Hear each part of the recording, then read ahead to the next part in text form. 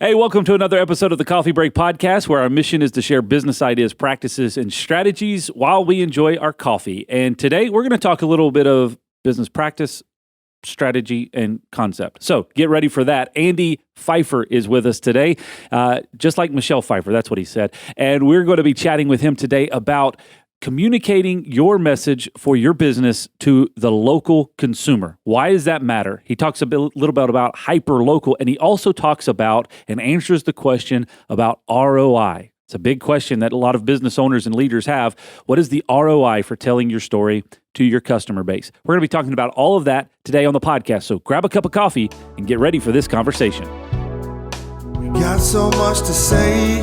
We got a podcast to make. We're sipping on lattes, and it's time for a coffee break. It's time for a coffee break. Oh, yeah. Hey, Andy, thank you very much for joining us for the podcast today. Appreciate you. Where are you coming to us from, by the way? Jed, I'm in Charlotte, but I am still semi-quarantining, I guess. So I'm in my office. Very but cool. I'm the only one here. Oh, cool. We're right behind the Panther Stadium, so we're kind of close to Uptown. Awesome. Very cool. Cedar Street. Yeah. Okay. Very familiar with it. So obviously we're a few miles apart from each other right now, but virtually connected. And we appreciate you having this conversation with us today.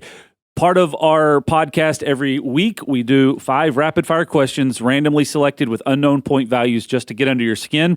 And so we're going to get started with that. Number 1, are you ready? I'm ready. All right. Number 1, if you had to be a Siamese twin with one other person, who would you choose to be stuck with? Wow. That is a great question. I'm going to just, because these are rapid fire, I'm just going to give you top of mind. Okay. Yep. So don't judge me too much. I'm going to go with Eddie Vedder. I'd want to be with, Eddie Vedder. Just to see what's going on inside that brain. There you go. That's very, very random. Yes. The answer is random as the question. Number 2, what can you do today that you were not capable of doing a year ago today? What's a new skill, something that you've acquired over the last year? Yeah. I learned how in this quarantine to play the game Sequence with my wife. Okay. Which is, it's actually a 7-year-old card game, like for 7-year-olds. But we've been playing it a lot lately. And when I first started, I was awful.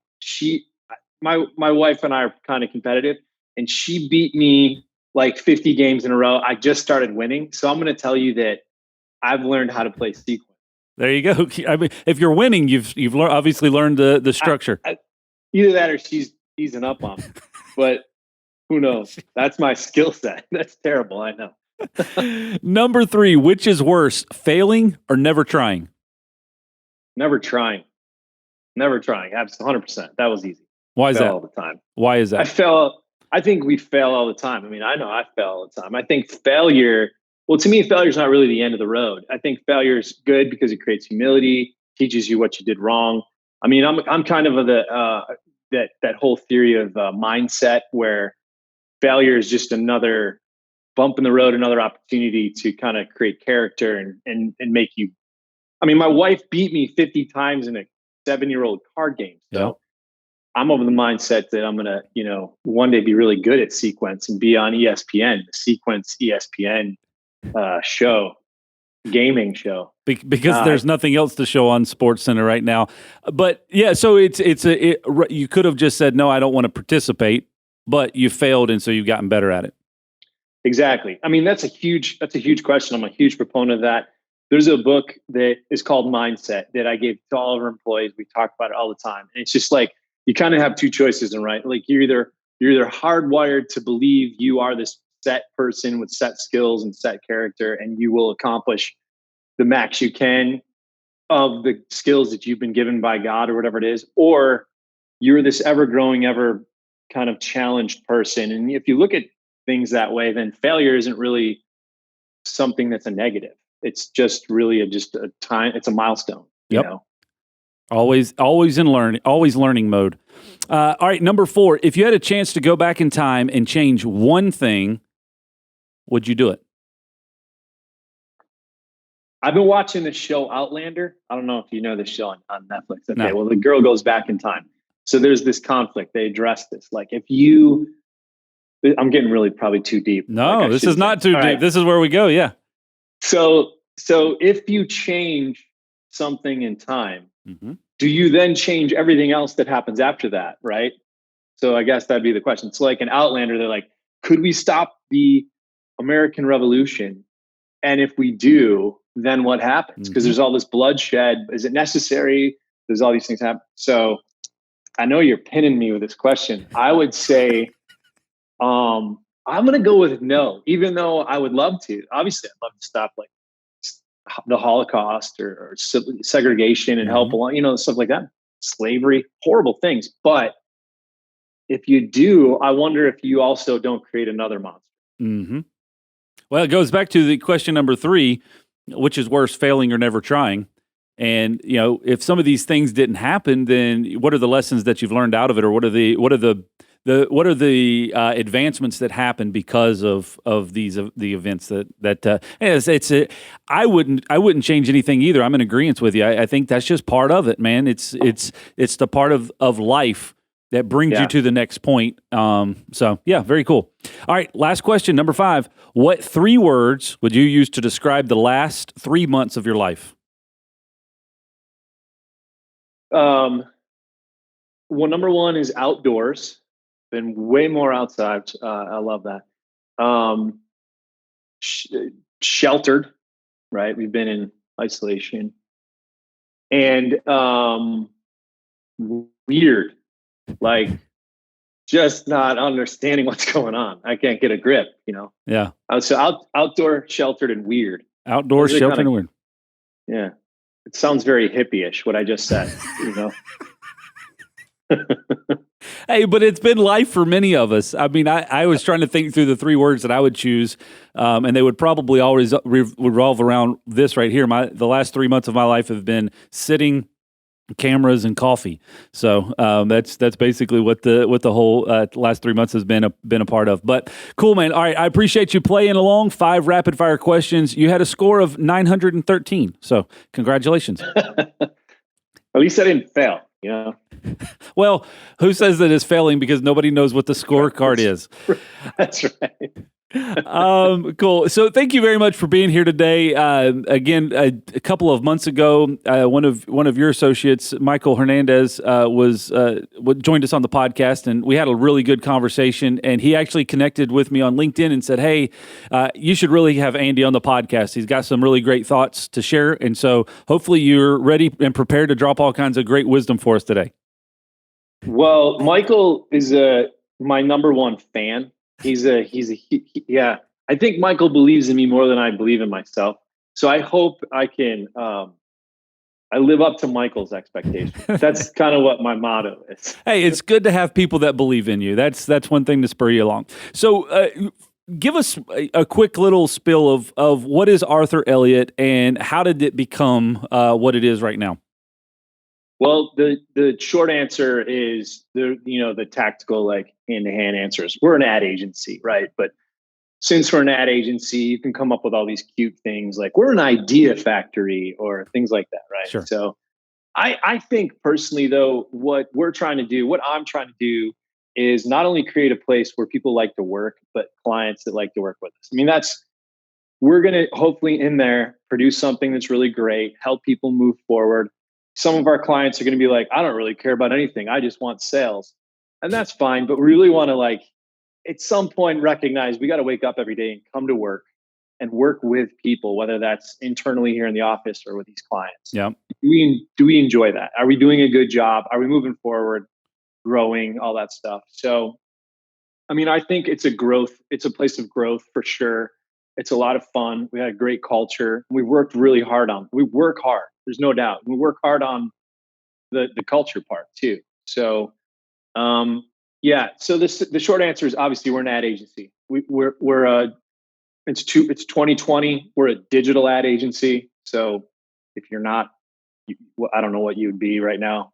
But so there's a ton of like the nerds that are in an Excel doc all the time and hand-to-hand kind of tactics. But there's also some really creative people that are really trying to come up with ideas, and it's a lot of fun. We all work together pretty well. Just a reminder, you're listening to the Coffee Break Podcast. Also, we wanted to let you know that our team puts together a weekly blog post. You can find it at locdoc.net/blog. It's guaranteed to raise your IQ by 12 points or your money back. So it's pretty much a win-win. All right, back to the conversation. Very cool. So with that, obviously creating content, creating ads, what is kind of your philosophy on bringing that to an individual? Because a lot of times businesses, maybe it's our business from a service perspective that we're servicing other businesses or we're servicing people, but trying to convey this big complicated message that we feel is complicated over to somebody so that they can understand what it is that we do. What are your thoughts on that? How are you helping people kind of bring those big ideas or those big messages to something that people can digest and actually make sense of? Yeah. All right. So there's a lot of different angles at this, but the center of this is what you said is people, I think. So we can say a lot of different kind of little catchphrases we have, but people, when you think about advertising, when you think about business in general, at some point you're dealing with people. That's the people that either purchase from you, your customers. So you got to think about what's going on in their mind. So we call that in our business having empathy, understanding other people. Mm-hmm. And then you think about internally, you have to have people, the clients buying really from people. They may be the most automated company. We could be automated in every way, but either some human being designed that automation or there's a human being at the other end that's pushing the buttons of that automation. So there's still people, even in digital marketing, it's still a very people-oriented thing. Mm-hmm. You have that. And I think where you're going after too, we have this theory, and I'd love to think that I just came up with it because I'm a marketing guy and I study this stuff. But like most ideas, you kind of evolve into it. So we're pretty hard. We stress the word hyperlocal, and it's become overused, and that's fine. But the idea is that we think people would respond better to a message that's relevant to them.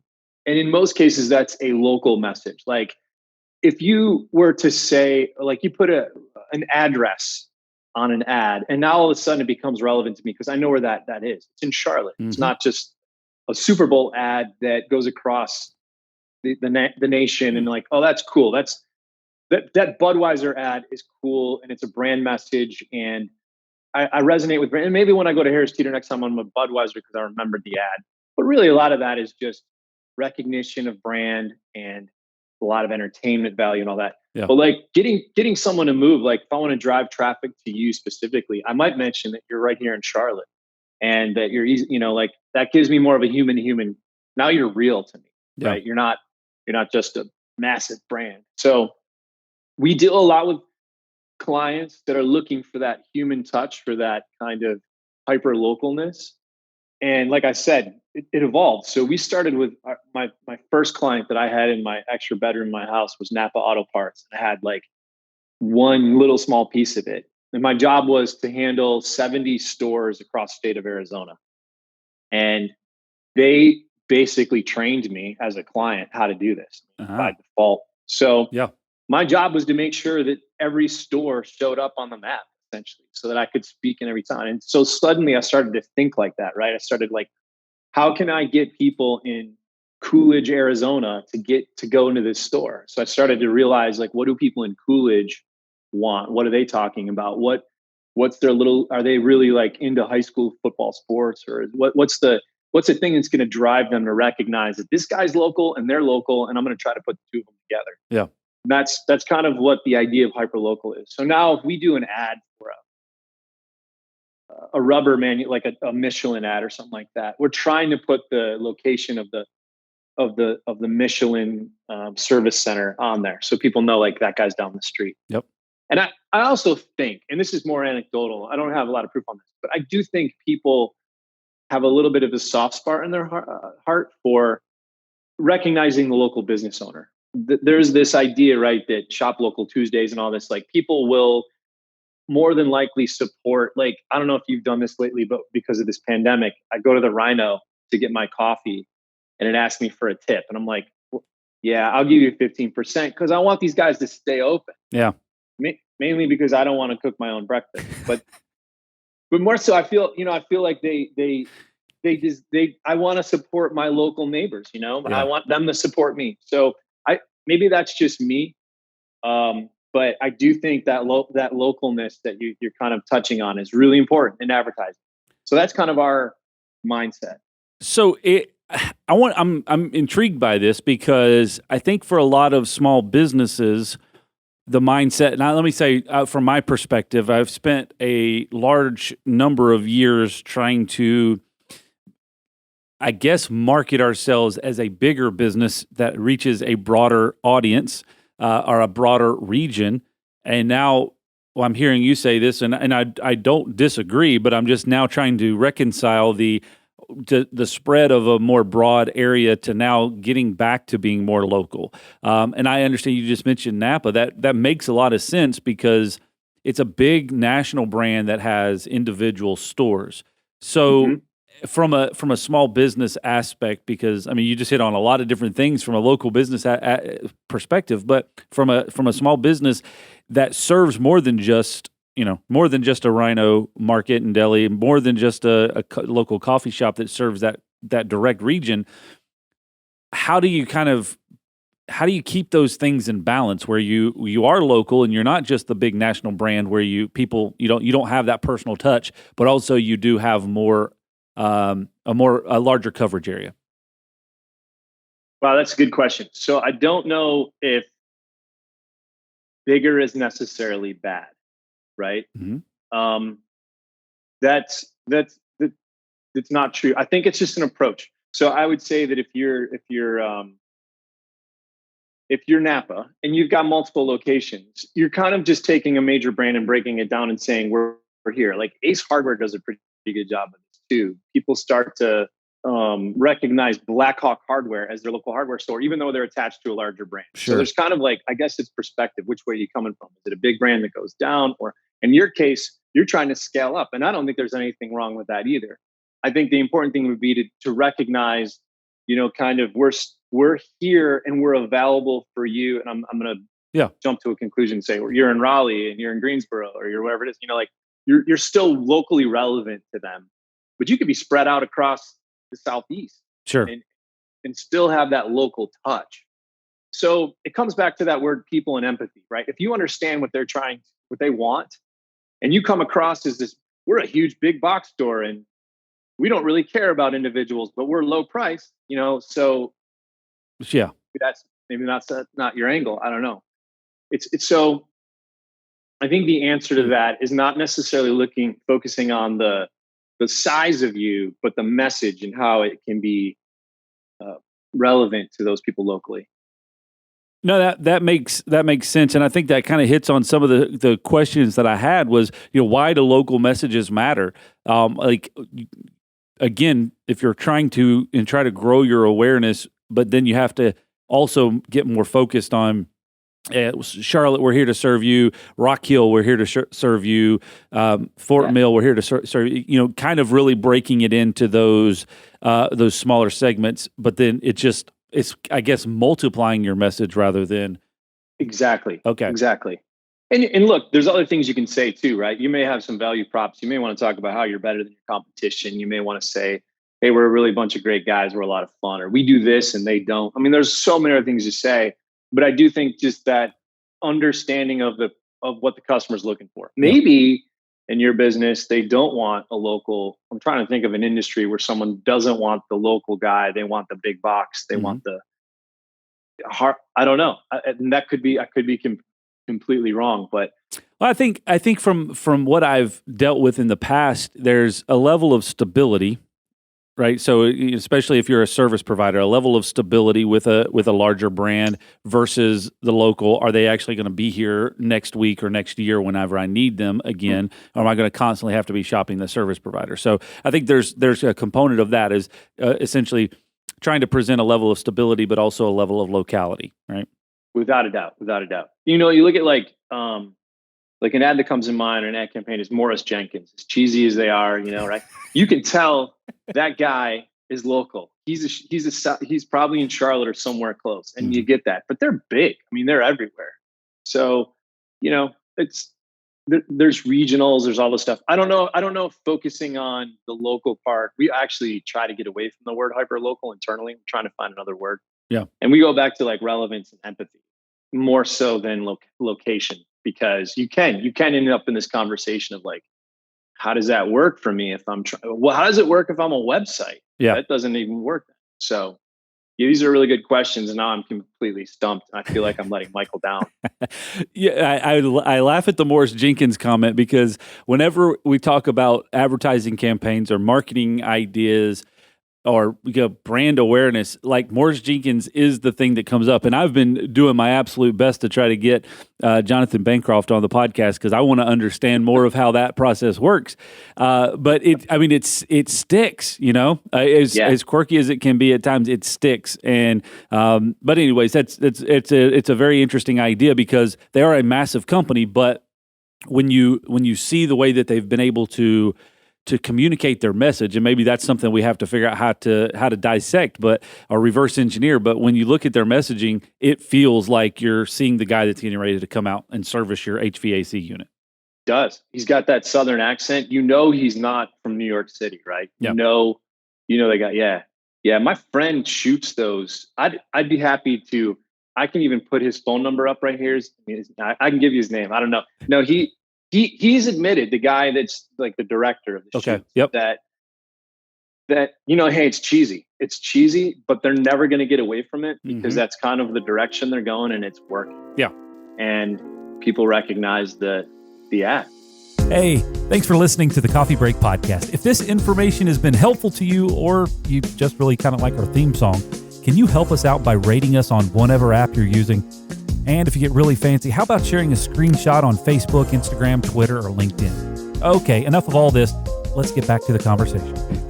It's hilarious. So our office is off of I-77, which is a major thoroughfare here in Charlotte. And I come up North 77 every day, and there's a billboard on the side of North 77 that says, Mr. Jenkins told me to tell you, or Mr. Jenkins said so, or whatever. And it's something cheesy every day. And it's just like, oh, it's so aggravating, but it just sticks in your head. So, it's those types of understanding how to get that message across. And the interesting thing that kind of brings me to my next question for you is, so using our Morris Jenkins concept here, a lot of the things that they use has absolutely nothing to do with what they do, right? So Mr. Jenkins said that the Panthers are going to win 4 games this year, or whatever it is, has nothing to do with HVAC.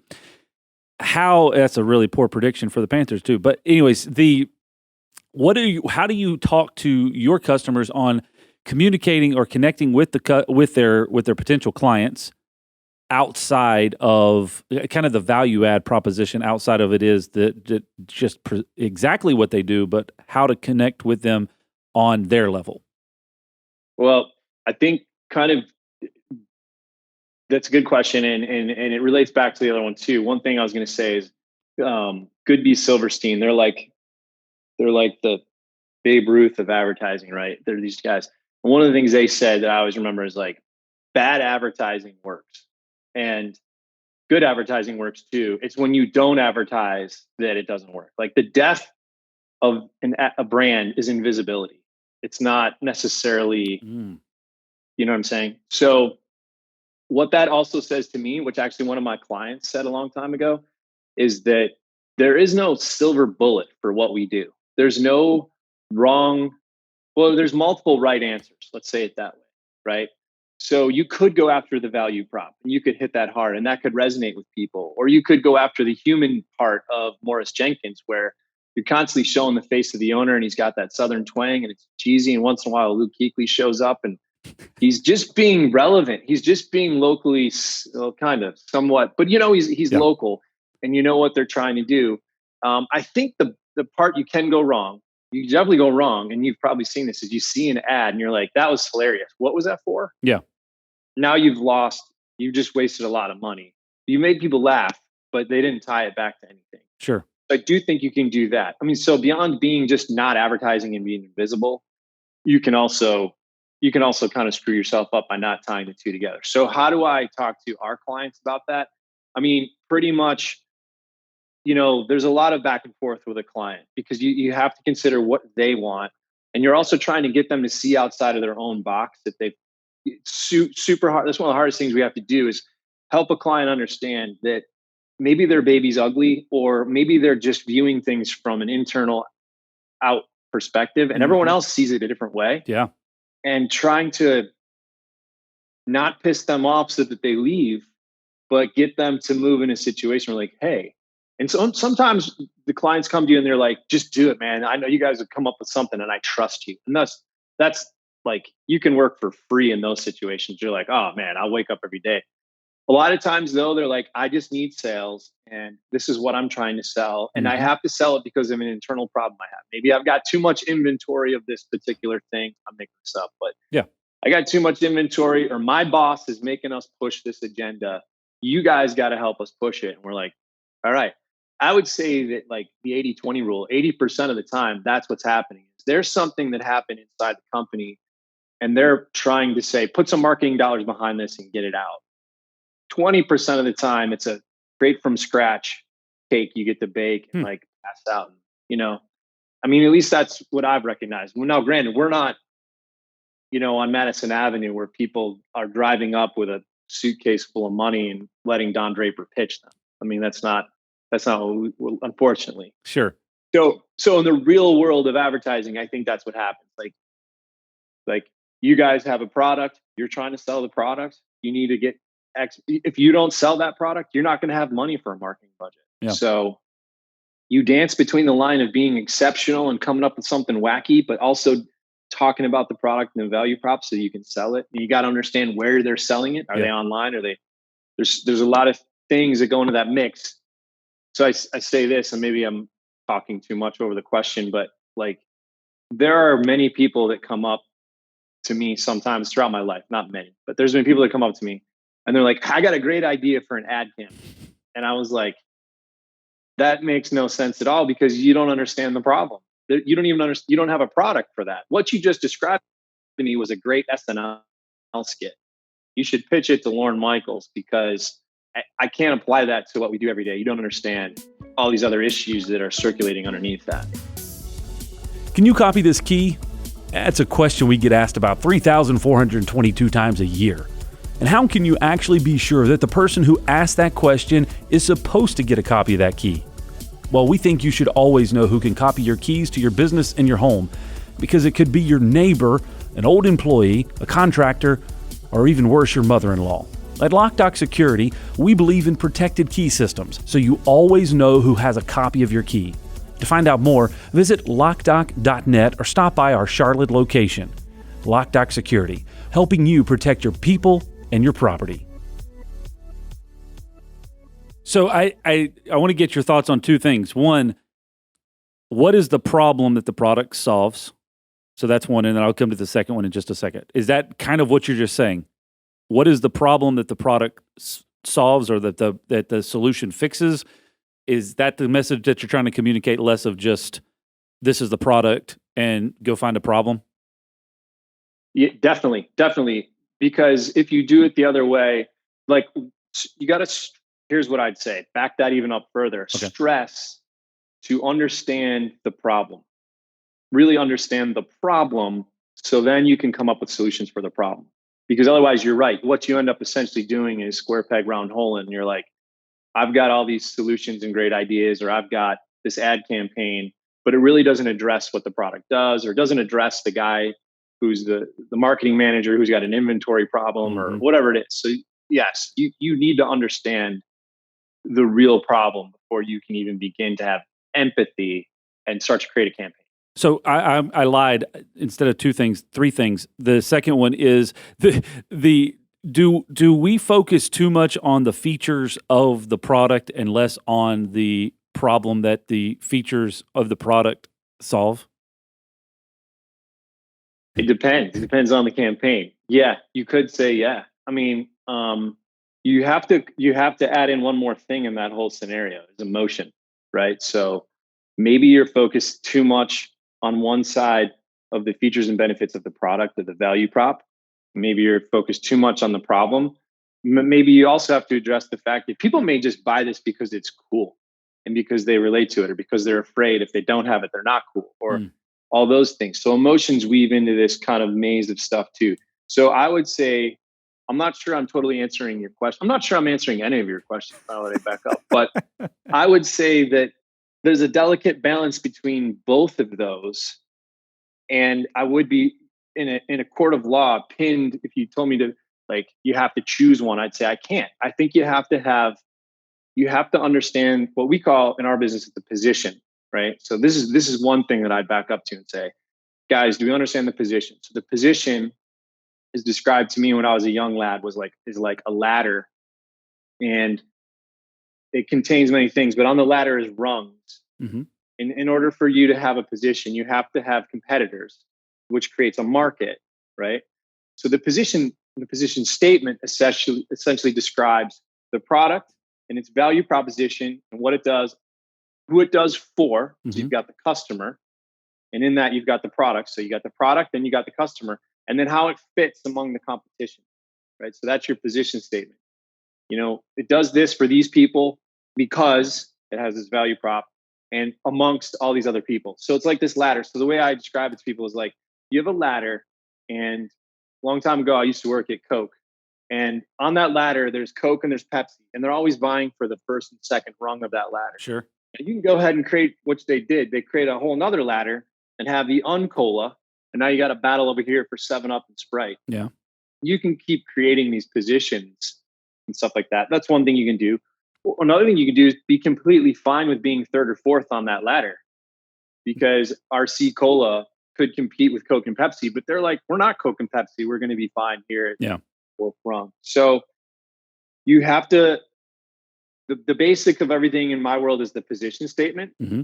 In that position statement, you're identifying the problem, what this thing does to solve people's problems. Yep. You're identifying who the customer is, of course, in that.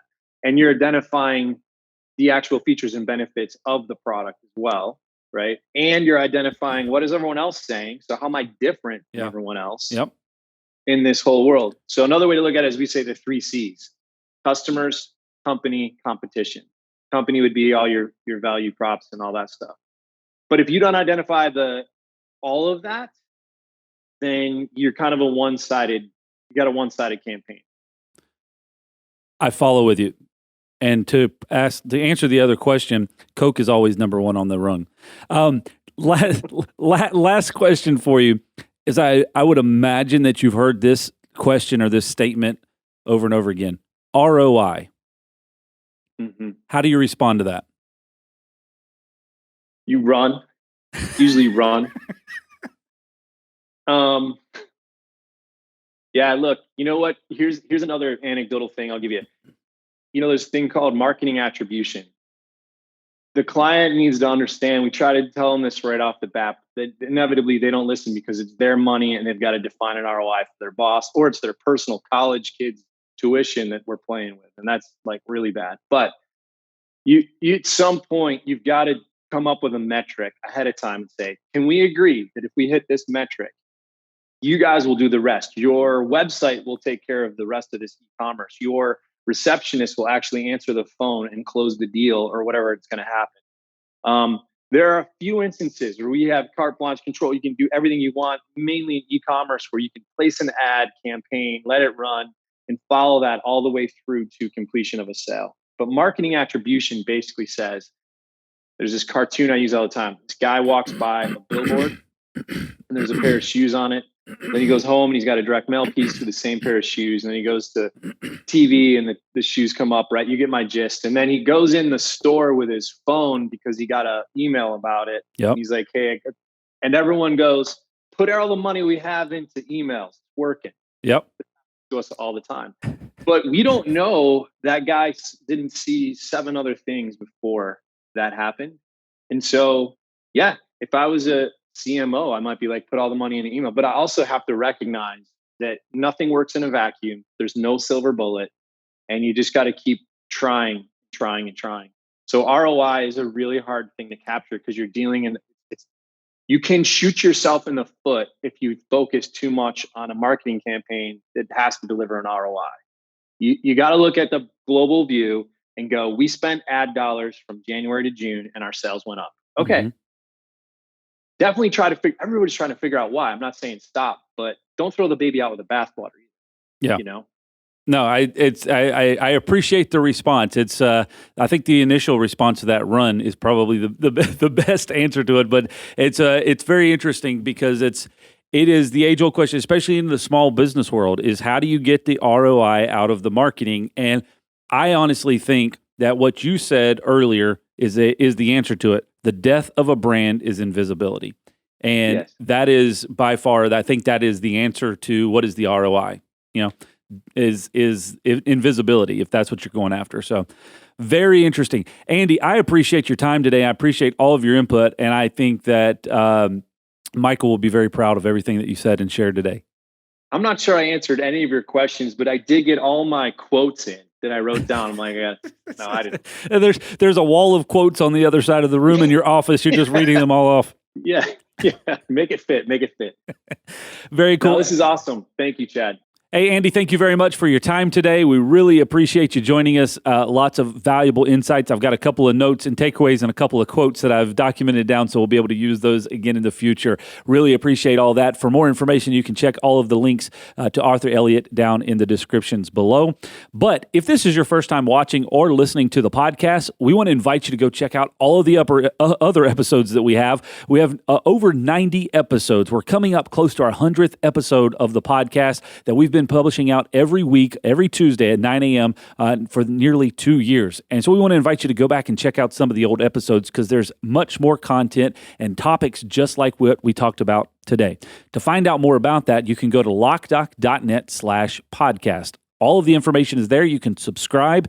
If you're watching this on the video version and you want to subscribe so that you get the audio version every week, you can do that at Loc-Doc.net/podcast. And if you're listening to this and you want to understand the video side of it, well, you can go to YouTube and Facebook and just search for LOC-DOC, and you'll find all of the videos there.